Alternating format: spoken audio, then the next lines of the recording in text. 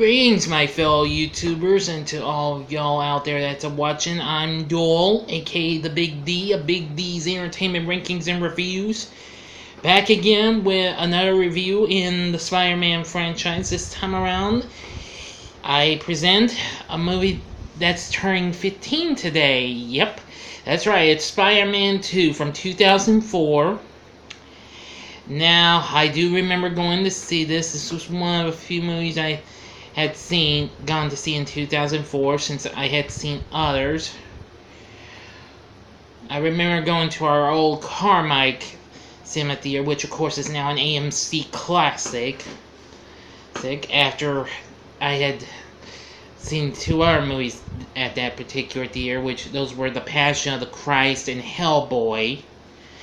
Anyway, Spider-Man 2 was just a major, intense ride as its predecessor. Tobey Maguire returns in the title role, and his alter ego Peter Parker, along with Kirsten Dunst back as Mary Jane and James Franco as Harry Osborn. Plus also Rosemary Harris as Aunt May and J.K. Simmons as J. Jonah Jameson. Also in the cast is now Alfred Molina, who, if for those of you who don't know, I actually got to see a younger version of him in Raiders of the Lost Ark, and I also recently saw him in the 1995 cult classic sci-fi thriller Species, and he was also in the Dudley Do-Right movie, Snidely Whiplash, but enough about those.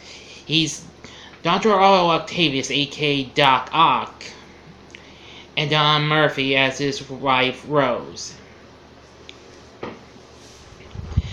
Anyway, we start out by seeing Peter doing his other normal job aside from being a photographer for the Daily Bugle, delivering pizzas, but he's running behind as usual, and he tries one more time because his boss tries to gives him one more try. Don't make it in time, he's out of here. So when time's going quicker, he changes into Spy and does a quick pizza delivery, but he sees two kids catch a ball bouncing in the road. A big truck was coming this way, gets them. Yeah, this comes one of my favorite lines. Hey, you guys, no playing in the streets. Those two kids are like, yes, Mr. Spider-Man. Like, see ya. Yeah, that's my farewell, too. I'm sorry. I was just having some fun here. Anyway, but even so, he fails to, even when one guy's about to have a slice of that pizza, I did watch the Fun Facts version on the DVD I got.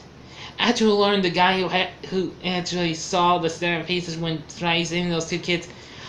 I found out he's a guy who worked on I think the second Evil Dead movie, but I've been wrong before. I've only seen that pop-up fact one time. Sorry. And gets fired, and well, it goes through all that with the Bugle and his his class at the university. He's late for class and misses another class with Dr. Connors, who of course in the comics he's a lizard, but we don't see him as in these movies. But when he comes home, he's surprised to know it's his birthday, and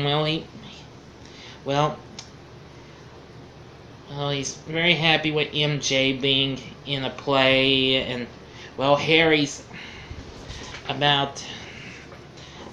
is becoming a big one at Oscorp, being head of special projects, going to make a breakthrough fusion, and he'd introduce Peter to Otto Octavius, and that's what he does.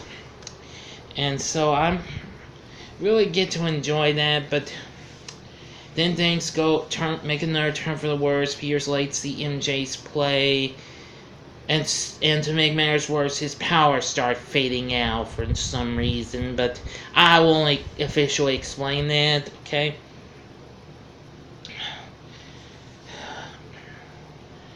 So when Ock shows off his new experiment to the whole world, uses these 4 mechanical arms that, well, uses a special kind of chip that can use its brain power to control these instead of having them control him. And then he uses this special, well, this rare element called tritium in the center of the machine. Yes, make it look like a big sun or something like that. And well, once it's fired up, it's got a successful fusion reaction.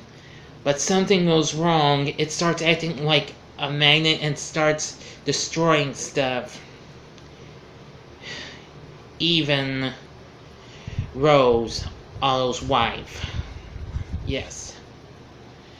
But in the end, Harry's not thrilled, especially with Spidey saying, and now he goes all total loco. And MJ's not too happy with Peter either, even when she's seeing someone who happens to be John Jameson, son of J. Jonah Jameson. But in the hospital, though, Octavius is out, but the workers, the doctors are trying to get the arms off. And once you see this, I learned in the pop effects that they wanted to make this look like The Evil Dead, although I never did have seen The Evil Dead before until maybe a few years after this. And I do mean the original one. I've never seen the sequel. I have seen most of Army of Darkness, and I've never seen the remake either. Sorry, everyone. But that was pretty scary.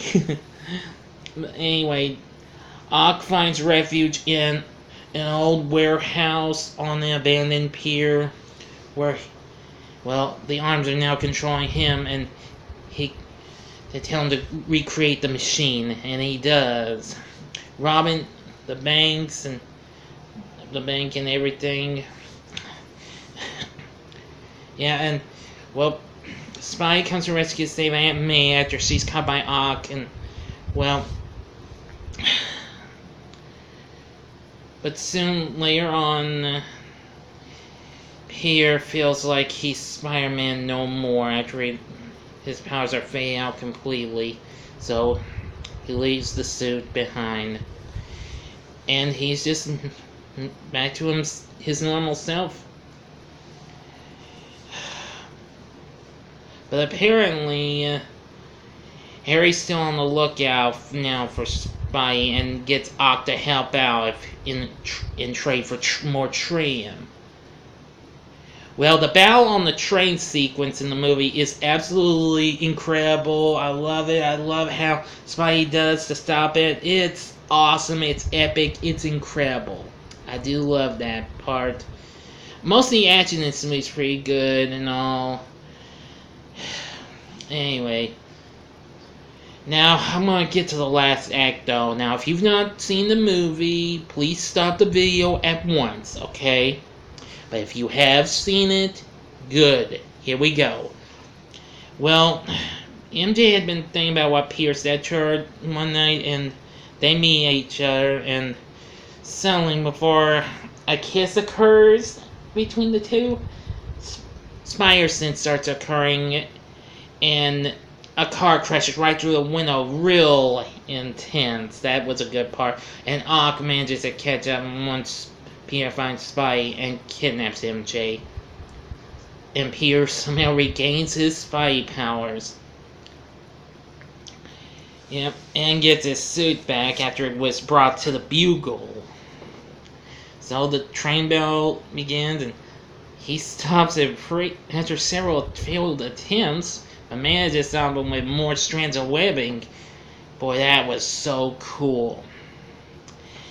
Anyway, but Ock catches him and brings him to Harry, and before he kills him and wants to see who he is, he's shocked to see who it is. Ock's already firing up his new improved version of his machine. Spidey makes it to see that MJ's okay, but Bob senses Spidey. And now another fight occurs, and soon that thing starts devouring everything kind of devouring, pulling everything in, like a hot laser, and almost gets MJ, but Spidey catches her and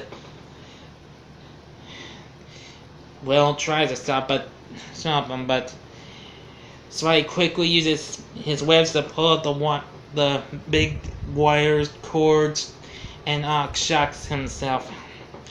And tells him can't destroy the machine. It couldn't be stopped either. But he knew what to do. He would not die a monster. He would drop the machine in the river. That's what happens. Enough said. Saves MJ, and who knows who he is. Dave Spidey knows why he can't be with her. But even when the winning occurs, she manages to go back to him. Anyway, also, before this event occurs, Harry hears the voice of his late dad. And he reveals to Harry that he's alive in him. And yes, you swore to make Spider-Man pay, now make him pay. Yes, but he convinces Peter's friend, even after what happened. But he says, be strong, avenge me. And then he breaks the mirror and sees Goblin's lab and everything. And this would happen in part 3, which I'll review next time. But anyway, MJ's just happy to be with Peter because she wants to face all the dangers with Peter. And that's what happened. When they hear police sirens and what happened, we hear the famous line, "Go get him, Tiger." And that's how the story goes. I really didn't want to try to get much, but I do love the lines we hear. I won't give a lot of them, but I do love Spider-Man 2. It's my absolute favorite of all Spidey movies overall, until I see Far From Home. I'm not really sure if that'll be out Spidey 2, because this still surpasses Spider-Man Into the Spider-Verse, Homecoming, heck, even the first one. Shoot. Again, Danny Elfman does a great job with the soundtrack. The score, I mean. But the soundtrack's absolutely great. I love it. I do have the soundtrack. It's been a long time since I heard it. But even so, it's awesome. Tell me what you thought about Spider-Man 2 in the comments section. Like and subscribe. And thank you for watching. Stay tuned. I'll be reviewing Spider-Man 3 later on. But I've got 2 other movies I'm going to do anniversary reviews on. I might as well just go ahead and do them later on today. I will possibly review the first of 2. I'm not sure. I'll probably review South Park, Bigger, Longer, and Uncut first, because that was a bigger success. And then I'll do Wild Wild West after that. And then I'll do Spider-Man 3 later on today. Thank you for watching. Until next time, I'm the Big D saying, see ya, and in the words of the late Stan Lee, Excelsior! Bye now.